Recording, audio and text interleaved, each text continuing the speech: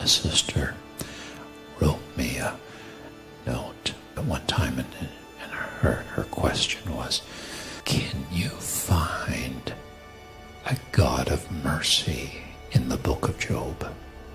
And I wrote her back and I said, yes, I think I can.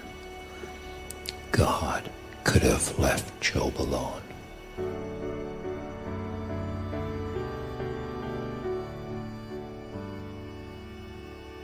Years ago, I suffered an injury to my voice. At the time, I was a pastor and a worship leader. And since that time, my strength is very small. And it's painful for me to speak, so I have about an hour a day that I can manage. And then the pain shuts me down, so you can all do the math. When this happened to me, it threw me into crisis in pretty much every department of my life.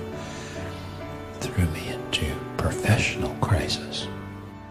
What does a pastor do that can't talk? What does a worship leader do that can't sing? I found myself in a theological crisis. God, how can I be loving you, serving you, giving you my life, giving you my best, walking in obedience, walking in faith and love, pouring my life out for the gospel, and take a hit like this? I didn't have a theology for that. I found myself in the darkest place of my life. Nobody had any answers, and all I had was this. For 5 years or so, my prayer life was basically 3 words. I love you. I don't understand you, but I love you. Over and over, just giving him my love in the darkest place of my life. I've discovered it's the most powerful thing you can do. God could have left Job alone. He could have said, have your bickering wife, have your 10 wayward children, have your safe little world, have your little bubble. But the Lord said, Job, I love you too much to leave you to yourself. I love you too much to leave you to the smallness of what you know.